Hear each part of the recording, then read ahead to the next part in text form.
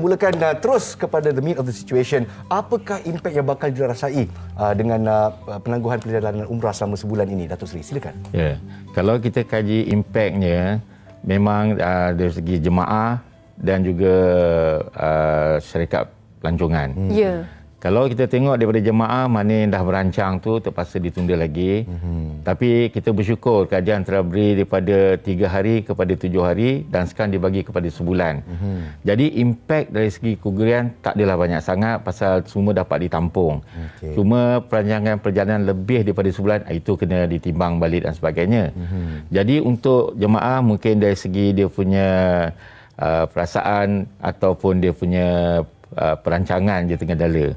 Dan untuk syarikat pelancongan, alhamdulillah, kalau sebulan ni maknanya jemaah semua dah terbang. Jadi kalau yang akan datang tu, itu dia kena rancang lah. Jadi tak adalah impak banyak sangat.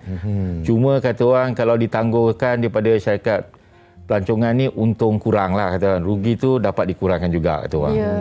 Jadi kalau kita silakan Adil. Isu utamanya adalah mungkin sekarang ini yang sedang rancak diperbahaskan. Tapi sebelum kita masuk kepada itu, secara ringkasnya yang perlu kita faham SOP berkaitan dengan sijil vaksinasi, pemeriksaannya dan juga apakah sebenarnya kriteria yang perlu dilakukan oleh mereka yang bakal jemaah dari segi yang perlu ditapis oleh agensi yang kerjakan haji dan umrah ni. Ya, seperti kita maklum, untuk jemaah yang nak ke Saudi, mereka kena isi dalam apps Mukim dulu. 72 jam sebelum tolak. Dan lepas tu bila dapat, baru dia untuk urusan buat visanya. Jadi mereka juga perlu buat swab test 70 jam sebelum penerbangan. And then mereka perlu menunjukkan dia punya masa sejahtera dekat KLIA, masa check-in. Dan juga kena ada yang digital, dah print untuk tunjuk di Saudi dan sebagainya. Dan tiba di Saudi, dia kena pula daftar dengan Tawakalna dengan I-Atamana. Lepas tu, sebelum balik, mereka kena buat swab test lagi. Dan sampai Malaysia, kena test lagi dan dikuarantin. Jadi saya rasa SOP memang ketat dan bagus. Dan jelas ya. Datuk Seri, mungkin betul. Kita bersama dengan Datuk Seri Razali pula nak sentuh sedikitlah macam mana pun kita perlu perbahaskan ini supaya penonton di luar sana dapat memahami situasi sebenar kan. Ketirisan yang berlaku disebabkan mungkin ada dalam karangan iaitu 17% daripada mereka yang positif jemaah umrah ini dikatakan tidak ada history sejarah lengkap vaksinasi dan sebagainya. Bukan 17%, 17 orang. 17%, 14 orang. 17%. Okey, kita kembali dengan Datuk Seri. Lepas tu bagaimana Datuk Seri nak katakan di manakah kekurangannya sehingga perkara ini boleh terjadi, Datuk Seri? Ya. Kalau kita dengar statement yang dikatakan YB Menteri kata ada 14 orang atau 17 orang, tetapi saya rasa itu bukannya jemaah umrah. Kalau kita tengok statement, cuma ada satu je yang balik daripada Saudi yang kena Omicron ataupun COVID tu. Itu pun kalau kita tengok adalah mereka yang kerja di sana dan balik sini. Suami pergi buat umrah, ikut balik sini. Itu yang kena. Jadi saya rasa yang kena, yang tidak ada data tu mungkin yang pergi ke lain tempat, bukan pada umrah. Yang saya tahu daripada umrah tak ada. Jadi yang balik pada umrah cuma satu pasal ikut suami balik sini. Yang lagi yang lain tu balik daripada luar negeri yang lain tempat.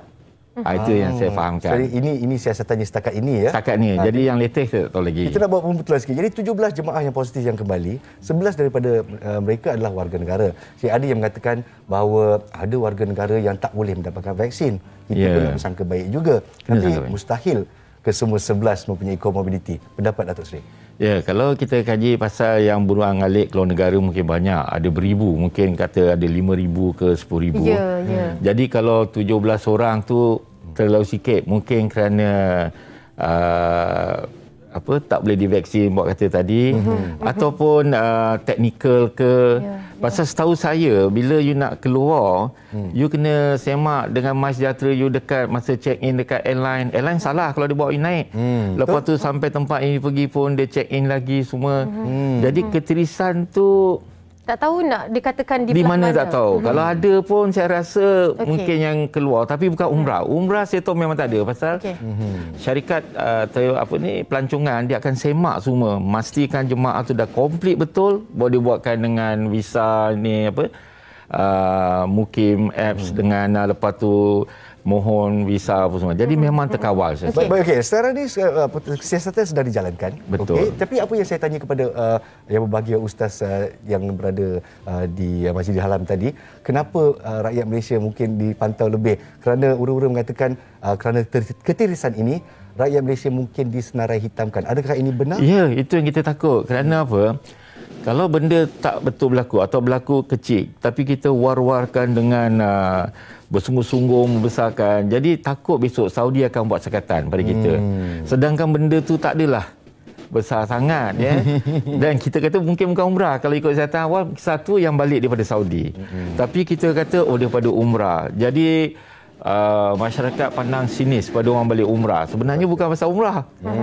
Jadi kita minta kalau boleh KKM tu terangkan tentang apa yang berlaku, jangan bagi orang terfikir-fikir. Serkap jarang serkap jarang, bagi semua berfikir yang bukan-bukan kan. Kalau KKM bagi satu kenyataan, okey ini berlaku atau dan sebagainya. Jadi orang lebih tenang rasa. Baik.